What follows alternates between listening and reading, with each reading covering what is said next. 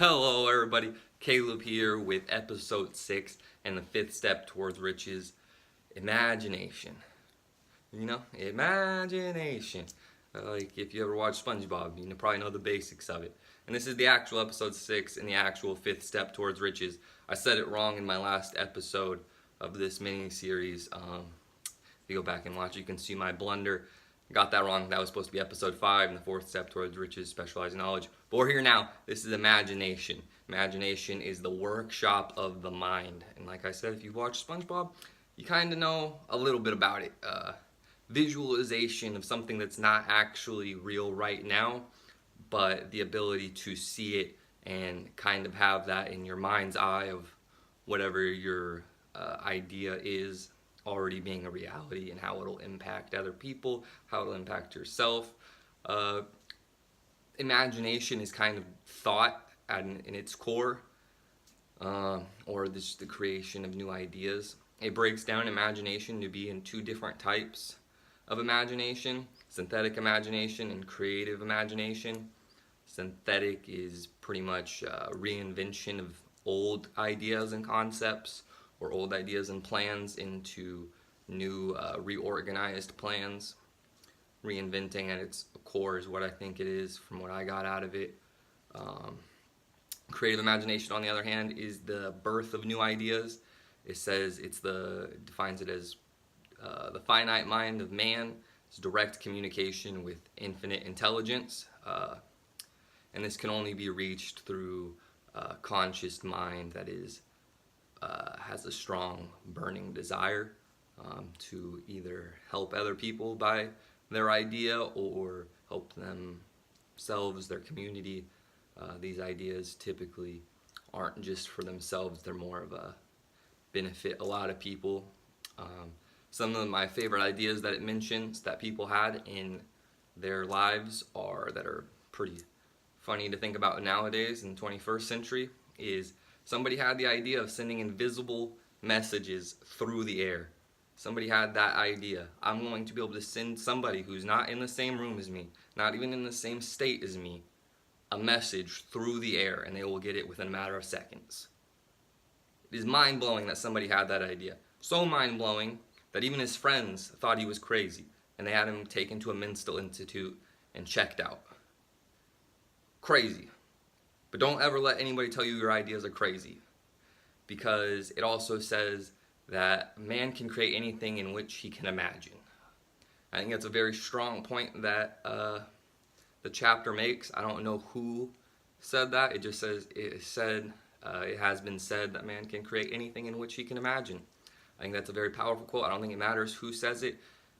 It really is just a very strong and powerful thing. What you can think up is what you can do. What you can envision yourself being is what you can be. What you can visualize that will help people out can probably help people out. You just have to constantly be working with your creative imagination, growing that creative imagination muscle and being able to develop it so you can tap into it easier and create new ideas. I think that's a very big one. Things don't have to be super grand and insane. They could be fixing a simple problem, like for example, people used to carry suitcases around in luggage, and they would have all these just handles, and you'd have to carry it around. If it was super heavy, you just had to deal with it. But somebody had the brilliant idea to put wheels on it. Wheels on a suitcase and luggage, so that you don't have to carry it. You can just kind of roll it behind you, drag it behind you, and it takes a lot of weight off your arms and your shoulders.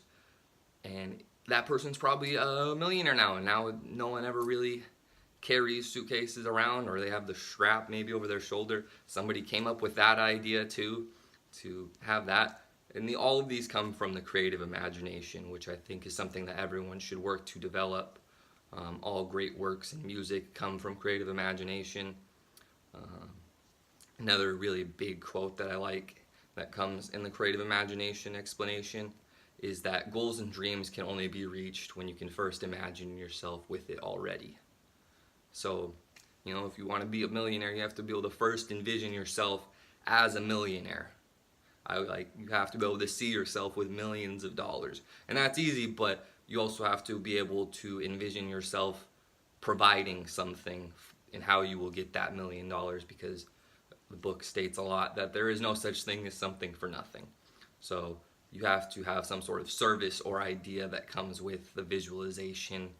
I think you can all get my point that you have to have an idea that will get you the $1 million, but you can't first get $1 million without coming up with an idea or visualizing yourself being there already.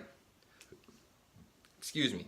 I think that's the main core things that I got out of imagination. Imagination is a relatively simple thing, something that they can go over, and even SpongeBob and most people can get that it's a visualization of something that's not currently happening, but a clear picture of what can be and what can happen.